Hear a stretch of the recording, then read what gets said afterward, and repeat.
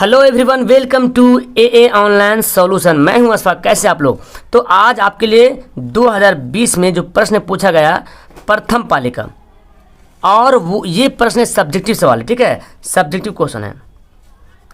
तो 2020 के प्रथम पाले में राजनीतिक शास्त्र से कितना सवाल पूछा गया वो आपके सामने यहाँ पे पेश करूँगा, और बहुत इंपॉर्टेंट सवाल है ये, किसी भी बोर्ड का हो। एक्चुअली पहले तो मैं बोलूँ कि ये जो मैं दिखा रहा हूँ जो क्वेश्चन है ये बिहार बोर्ड का है, BSEB, ठीक है। लेकिन आप ये दिमाग में मत रखना, भरम मत रखना, जो अलग अलग स्टेट वाले, यूपी वाले हो या झारखंड वाले कोई भी हो, ये मत समझना कि ये सवाल सिर्फ यहीं आएगा, क्योंकि सोशल साइंस, साइंस और मैथ ये तीन ऐसा सब्जेक्ट है जो सभी है, यूनिवर्सल समझ लो है, ये पूरा वर्ल्ड की समझ लो है, पूरा हिंदुस्तान का, पूरा इंडिया, पूरा स्टेट में चलता है सारा सब्जेक्ट। सारा राजनीतिक शास्त्र वहाँ भी वही चलता है, हिस्ट्री भी वही चलता है, क्योंकि अलग अलग क्षेत्रीय भाषा नहीं है ना, ये सभी के लिए है, क्षेत्रीय सब्जेक्ट नहीं है। हाँ, हिंदी, इंग्लिश, ये उर्दू वगैरह सब अलग अलग होता है, लेकिन इसलिए ये मैंने मत रखा कि सिर्फ बिहार बोर्ड के लिए। ये मैं देखा रहा हूँ कि सवाल बिहार बोर्ड में पूछा हुआ सवाल है, बिकॉज मेरे पास यही गाइड है, तो बिहार बोर्ड में पूछा हुआ सवाल है जो आपके सामने पेश कर रहा हूँ। और आप जानते हो जो पूछा हुआ सवाल रहता है, जो एग्जाम में आया हुआ सवाल रहता है, जो क्वेश्चन बैंक रहता है, जो प्रीवियस क्वेश्चन रहता है, जाहिर सी बात बहुत इंपॉर्टेंट सवाल रहता है ना। तो आइए मैं एक एक सवाल करके पढ़ के बताता हूँ, और फिर इसका मैं लास्ट में इसका सोल्यूशन बता दूंगा, PDF वगैरह कैसे मिलेगा आपको, ठीक है। सवाल पहले समझ लें कि राजनीतिक दल की परिभाषा दें। बहुत अच्छा सवाल है कि राजनीतिक दल की परिभाषा दें, राजनीतिक दल कहते किसको हैं। आंसर देखिए, ये सवाल जो है ना, ये 2 नंबर का सवाल है। इसमें 2 सवाल, इसमें कितना सवाल है, इसमें 6 सवाल है जो 2 नंबर का है, बाकी 2 सवाल है जो लॉन्ग है 5 नंबर का, ठीक है। लोगों के समूह को, लोगों के समूह, उप समूह को राजनीतिक दल कहा जाता है। लोगों के उप समूह को राजनीतिक दल कहा जाता है जो अपने राजनीतिक उद्देश्यों की पूर्ति के लिए देश की राजनीतिक क्रियाकलापों में सक्रिय रूप से भाग लेते हैं। यानी कि एक ऐसे लोग जो राजनीतिक उद्देश्य से एक ग्रुप बनता है, राजनीतिक उद्देश्य के लिए, राजनीतिक उद्देश्य को पूर्ति करने के लिए देश के राजनीतिक क्रियाकलाप में है, उसमें जो एक्टिव रहता है, उसमें जो भाग लेता है, उस लोग को क्या बोलते हैं, उस लोग को राजनीतिक बोलते हैं ना, राजनीतिक। और दल, दल का मतलब क्या होगा, राजनीतिक का दल बनेगा, एवं राष्ट्र के राजनीतिक क्रियाकलापों से जुड़कर राजनीतिक को नया आयाम देना चाहता है। ऐसे राजनीतिक दल को मुख्य कार्य मतदान कराना, चुनाव लड़ना, नीतियाँ, राजनीतिक कार्यक्रम में सक्रिय भाग लेना, ये सब किसका काम है, राजनीतिक दल है। इसी को तो ये सब जो काम करता है, ये सब जो जिस दल में ये सब काम होता है, उस दल को बोलते क्या, राजनीतिक दल कहते हैं। ओके, याद रहेगा। नेक्स्ट सवाल देखो, आप चाहते तो इसका स्क्रीनशॉट भी ले सकते हो, कोई दिक्कत नहीं। सेकंड है, महापौर पर संक्षिप्त टिप्पणी लिखे।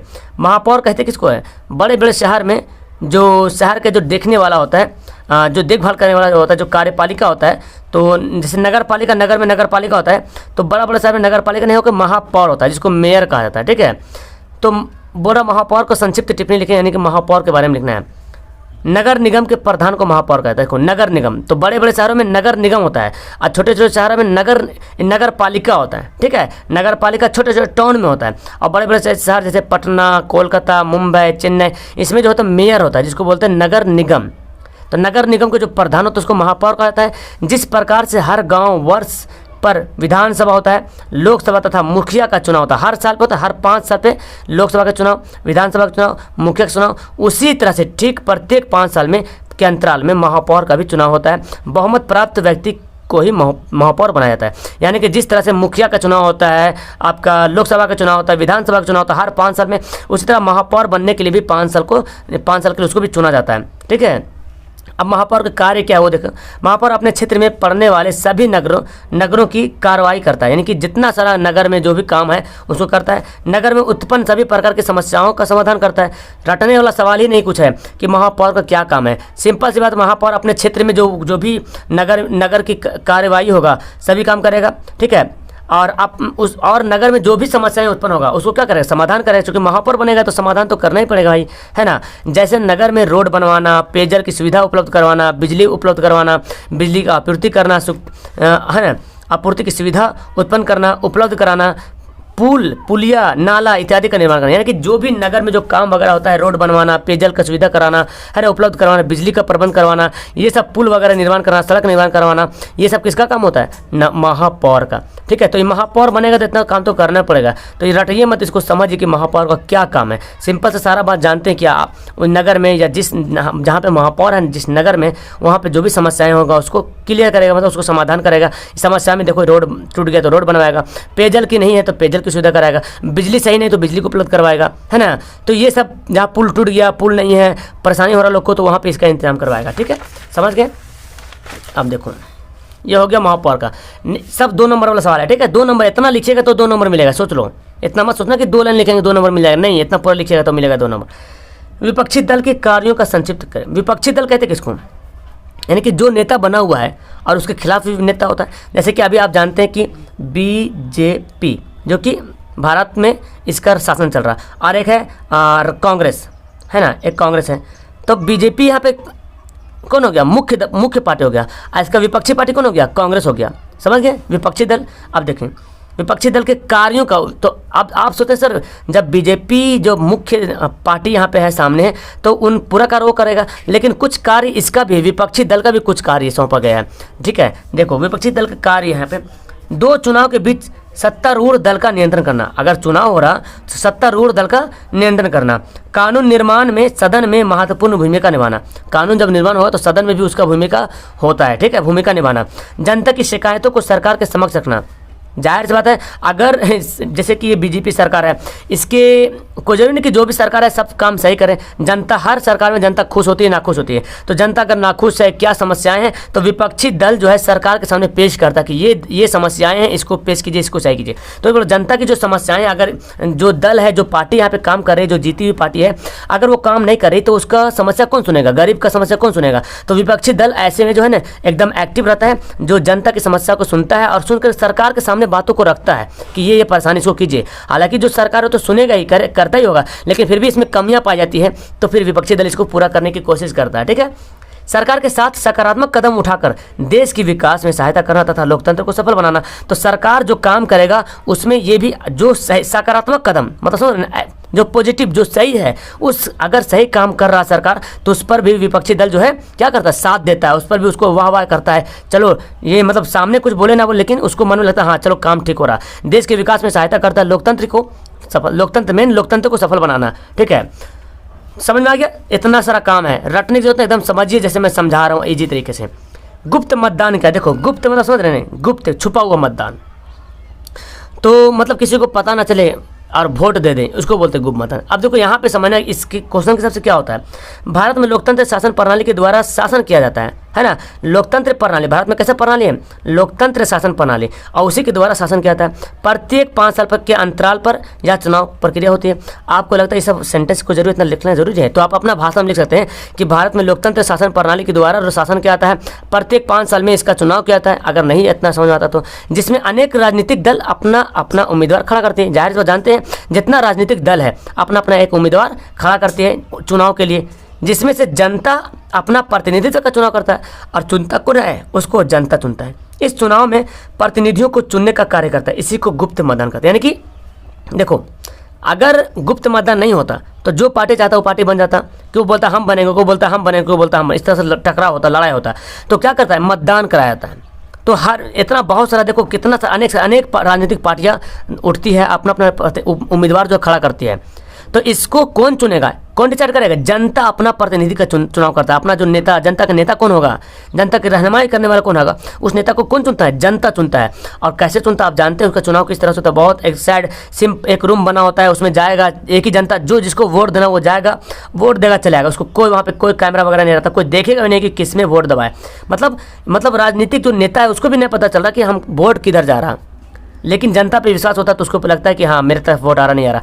तो इसी तरह जो मतदान होता है उसको क्या बोलते हैं, गुप्त मतदान। तो सिंपल से आप याद करना कि राजनीतिक जो उम्मीदवार है, राजनीतिक जो अपना दल खड़ा करती है, अपना उम्मीदवार खड़ा करती है, दल में जो 5 साल के अंतराल में जो प्रक्रिया होनी है, जो लोकतंत्र में शासन करना है, जो सरकार बनाने के लिए, और उस सरकार को, उस प्रतिनिधि को चुनने में जो जनता अपना रोल अदा करती है, प्रतिनिधि का चुनाव करती है, इस प्रतिनिधि को चुनने में जो कार्य करता है जनता, उस कार्य को बोलते हैं गुप्त मतदान। ठीक है, समझ गए।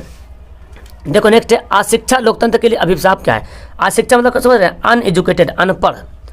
तो अशिक्षा लोकतंत्र के लिए अभिशाप। देखो हर कोई जानता है जी, जब देश में अशिक्षित रहेगा तो लोकतंत्र भी बेकार रहेगा। जब देश में शिक्षित लोग रहेगा तो लोकतंत्र शिक्षित। अब शिक्षित मतलब ये हो गया नहीं कि जनता पढ़ ले नेता नहीं पढ़े, तो बेकार हो गया ना। नेता यानी कि लोकतंत्र कौन संभालेगा? लोकतंत्र को कौन संभालेगा? नेता ही लोग संभालेगा। जो नेता है, जो वहाँ पे राजनेता है, जो राजनीतिक पार्टी है वो सब संभालेगा। तो जब राजनीतिक पार्टी जो अशिक्षित रहेगा, अनपढ़ रहेगा, तो सोचिए लोकतंत्र क्या, उसके ख्याल में क्या अच्छा चीज़ तो आ नहीं सकता। लेकिन अगर राजनीतिक पार्टी पढ़ा लिखा रहेगा, हर उम्मीदवार पढ़ा लिखा रहेगा, तो फिर क्या होगा? जाहिर सी बात है कि अच्छा योजनाएं सोचेगा, गरीबों के लिए सोचेगा, है ना, देश का विकास कैसे, ये सब बारे में सोचेगा। तो यहाँ बोला जा रहा है कि अशिक्षा लोकतंत्र के लिए अभिशाप है, वो कैसे है? ठीक है, ये ओके। तो देखिए आंसर क्या है? शिक्षा लोकतंत्र की सफलता के लिए एक आवश्यक शर्त मानी जाती है। बिल्कुल जानते हैं कि शिक्षा जो, अगर लोकतंत्र की सफलता चाहिए, लोकतंत्र में बढ़ोतरी चाहिए, अच्छी तरीके चाहिए, तो उसके लिए आवश्यक शर्त क्या मानी जाती है? शिक्षा। शिक्षा मनुष्य को अपने अधिकार और कर्तव्य को सही ज्ञान प्रदान करती है। यानी कि मनुष्य के क्या अधिकार है, क्या करना चाहिए, ये ज्ञान कहाँ से आएगा? शिक्षा से आएगा, जब पढ़ेंगे तब। स्वाभाविक है कि यानी कि फितरत ऐसा है कि अशिक्षा लोकतंत्र के लिए अभिशाप है। मतलब फितरतन है कि जब अशिक्षित लोग होंगे तो लोकतंत्र भी क्या होगा? अभिशाप होगा। उसको कानून पता नहीं होगा, उसको अधिकार अपना पता नहीं होगा, तो उसका कोई दूसरा हनन करेंगे।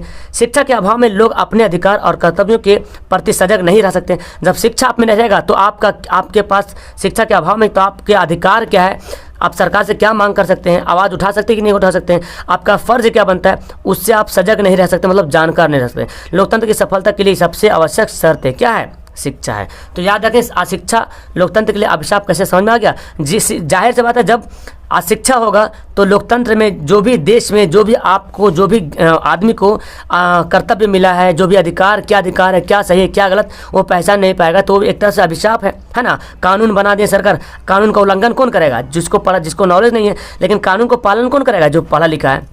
जाहिर सी बात है। तो इसलिए शिक्षा जो है लोकतंत्र के लिए अभिशाप है, याद करना। ओके, सवाल 6 देखो, ये भी 2 नंबर का लास्ट है, फिर आपका दीर्घ उत्तरीय प्रश्न शुरू हो जाएगा।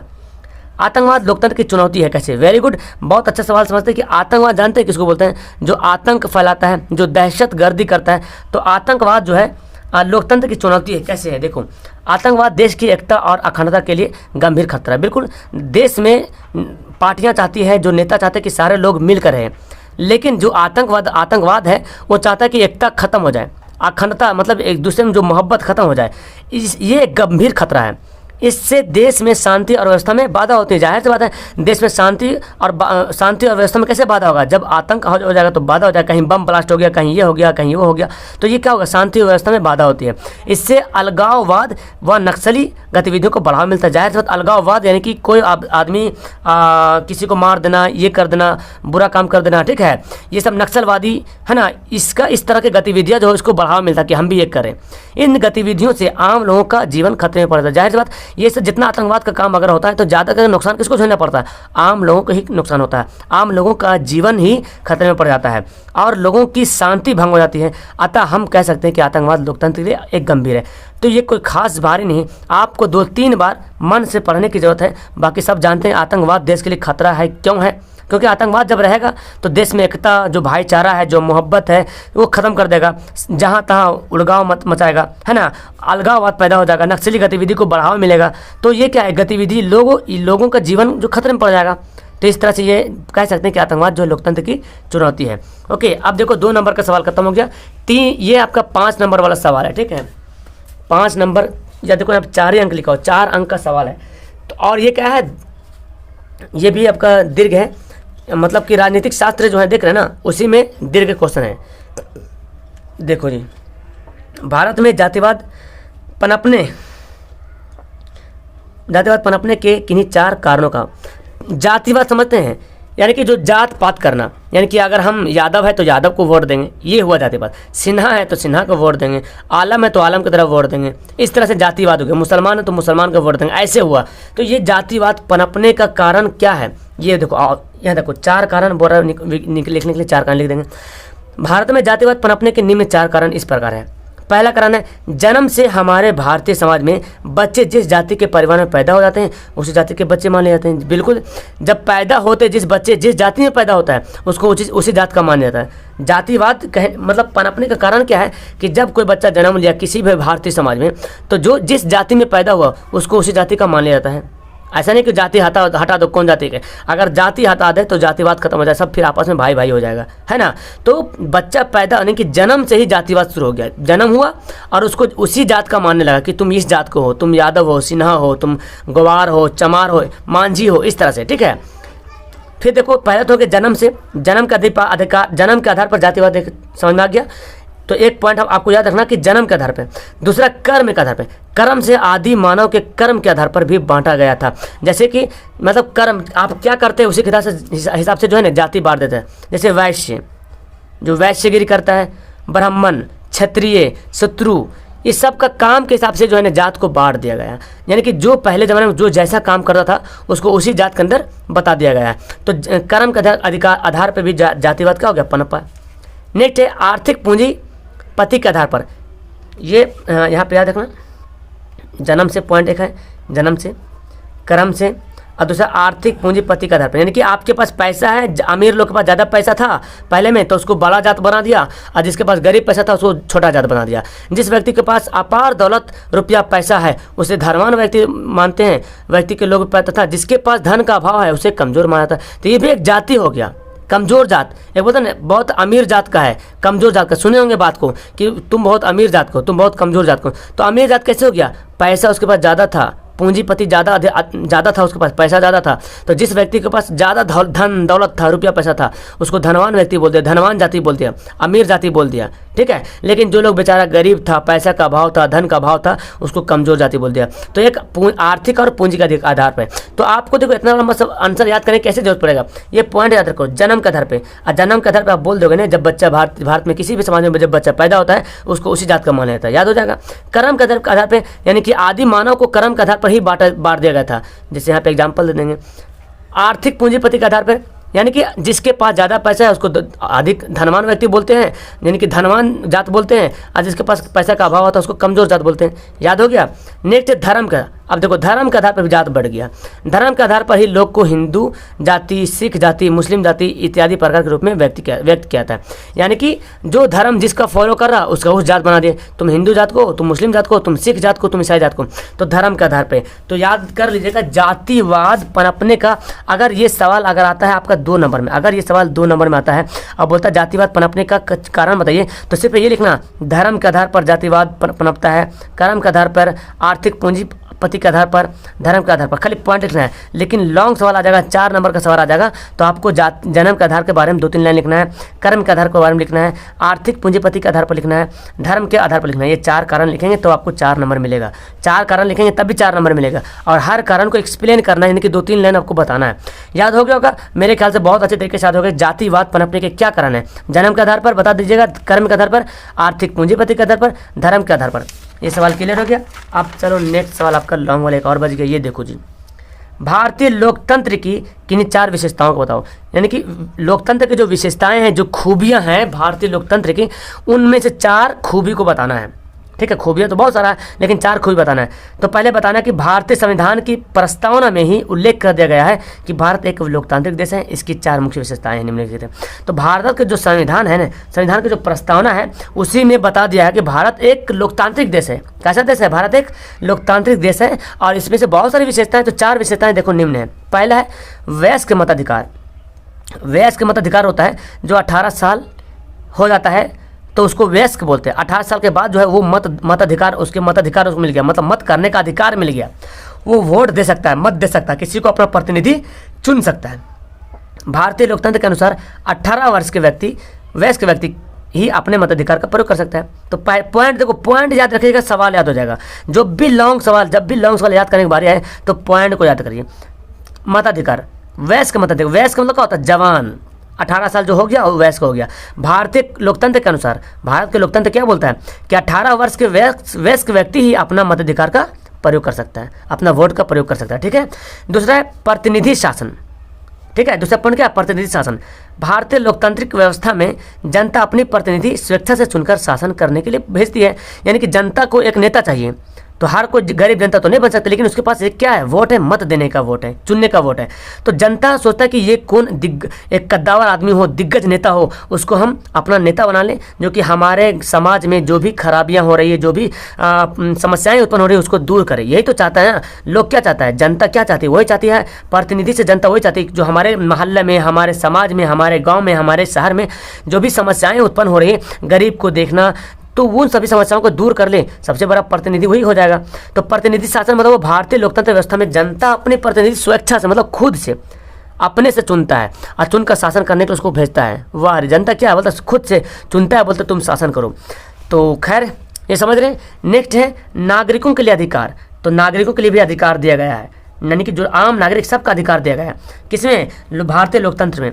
भारत की लोकतांत्रिक व्यवस्था की सबसे बड़ी विशेषता यह है कि सभी नागरिकों को एक वोट देने का अधिकार है। जी, सभी जितने सारे नागरिक हैं, सबका अधिकार क्या है कि एक वोट देने का अधिकार है। सब नागरिक एक वोट दे सकता है। कौन, जो 18 साल क्रॉस कर गया है, ठीक है। इसके साथ साथ अपने जनप्रतिनिधि के सामने अपनी किसी भी कठिन समस्या के समाधान की मांग करने का अधिकार रख सकता है।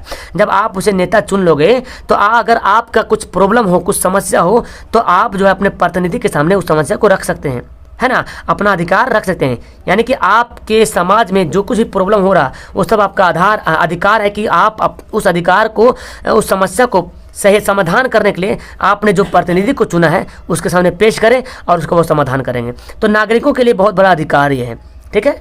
नागरिक का कर्तव्य क्या है, जैसे कि आप नागरिक का अधिकार है कि हमको ये करना, हमको ये करवा दो, राशन नहीं मिला तो राशन के लिए आवाज़ उठा दो, है ना, बच्चों के लिए स्कूल नहीं तो स्कूल के लिए आवाज़ उठाएं कि स्कूल बनवा दो यहाँ, ये तो अधिकार हो गया। लेकिन नागरिकों कर्तव्य भी आपको करना क्या है, वो फर्ज भी आपको दिया गया नागरिकों के लिए। भारत की लोकतांत्रिक व्यवस्था के अनुसार नागरिकों को यह कर्तव्य है कि अपने मताधिकार का प्रयोग कर बिना किसी लोभ लालच के उचित जनप्रतिनिधि को चुना। बहुत अच्छा बताया यहाँ पे कि नागरिकों का सबसे बड़ा कर्तव्य यह है कि अगर आप किसी नेता को चुनना चाहते हैं तो ऐसा नेता को चुनिए जो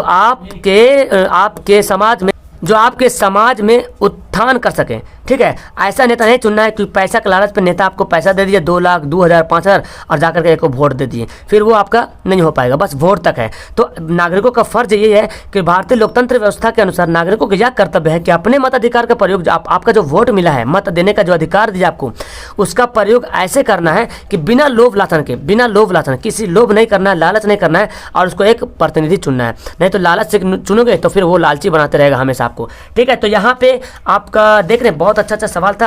और ये ऐसा मत सोचना कि बिहार के लिए ये सवाल है, नहीं, मैं बिहार के बारे में यहाँ पे तो कोई बात ही नहीं आया, यहाँ पे पूरा देश के लिए बात आ गया, यहाँ पे सभी के लिए, पूरा जनता के लिए बात आ गई है। तो देख रहे हैं यहाँ पे कितना अच्छा सवाल था और सारा सवाल इंपॉर्टेंट था। उम्मीद करता हूँ कि आप सभी को ये वीडियो पसंद आया होगा। इसके बाद मैं आपको बताऊँ कि अगर आप इसका PDF लेना चाहते हो, जो पहली बार आए चैनल पर, तो मैं बता दूँ, आप टेलीग्राम इंस्टॉल कर लो, ठीक है। और वहाँ पे सर्च करना AA online solution 2021, AA online solution 2021 search करोगे, एक ग्रुप बना, वहाँ पे ज्वाइन होना। और जैसे ही ज्वाइन हो जाइएगा एक मैसेज आएगा आपको, जहाँ पे लिखा हो रहेगा वेलकम वगैरह लिखा रहेगा, और एक ग्रुप का लिंक रहेगा, PDF ग्रुप का, वहाँ पे लिखा रहेगा ज्वाइन PDF ग्रुप।